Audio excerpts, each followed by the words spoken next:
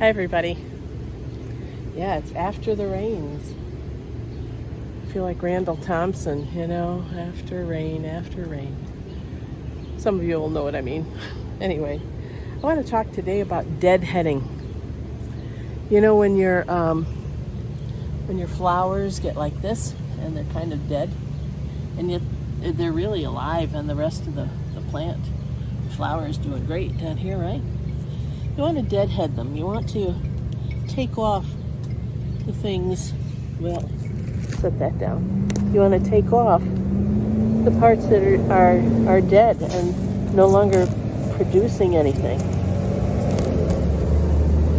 because you take these off, because then the energy that was being absorbed or soaked up by the dead parts can go back into the main plant. So when you deadhead, like here, and take that off, then there's no wasted energy, and all the good energy and food from the plant can go into making the other flowers healthy. So deadheading is an important part of gardening your flowers. And contrary to what you might think, it does not kill the flowers. It helps them to grow. Deadheading, taking off the parts that aren't living and vibrant anymore. And so, we do that with plants. But I'm here to say that I think we need to do that lots of times with our faith too. The things that are not productive, that don't add anything, that suck the energy, the living energy out of us and keep us from growing to our fullness. That happens with us as well as with plants. So it calls us to kind of look at our faith and see what's not productive, what doesn't work anymore. What are kind of the dead parts? Are they dead parts to liturgy, for instance? Or do we say, sorry, I'm with my phone and I'm not very good at holding it. Do we say that, do the words that we say have meaning? The prayers that we pray, do they have meaning? Do they have, are we moved by what we say in worship? The liturgies and so forth. And if not, we need to get rid of those and let other things emerge, because they will emerge. We don't have to go out and find things to replace them. They will grow organically inside us. The language that speaks to us, the hopes or the basic messages that we need to hear right now in our lives, that's what will surface for us. But only if we get all the dead old stuff out of the way. It's like clearing out the brush.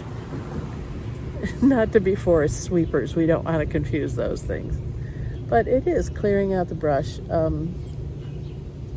because not only is it unattractive, but it gives an impression of what the plant or the tree or the shrub is like when it really isn't that way anymore.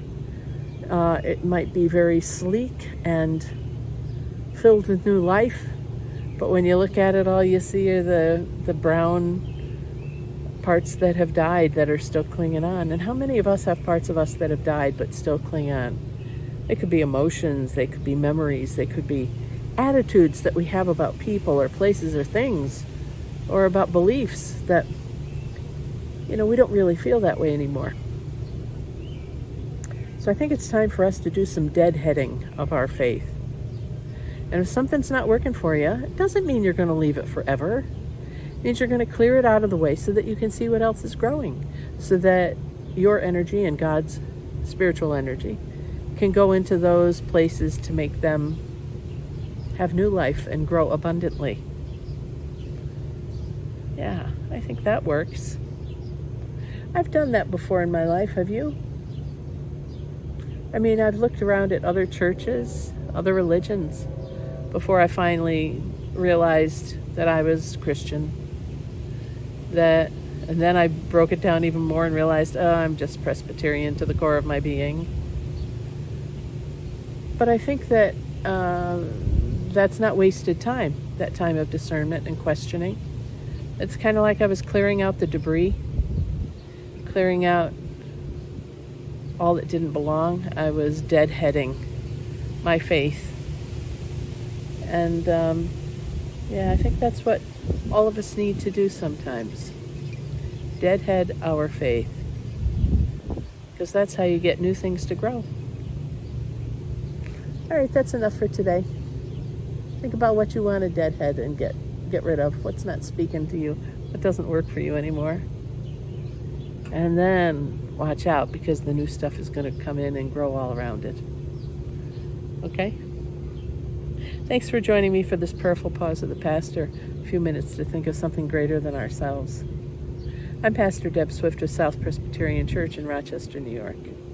We'll see you back here next time, after you have deadheaded your faith a little bit, trimmed it down and figured out, what's supposed to be there and what do you really believe in, what really speaks to you, and get rid of the other stuff that doesn't. Okay? All right. Have a great day. I'll see you next time. Be safe. Be careful. God bless, and bye for now.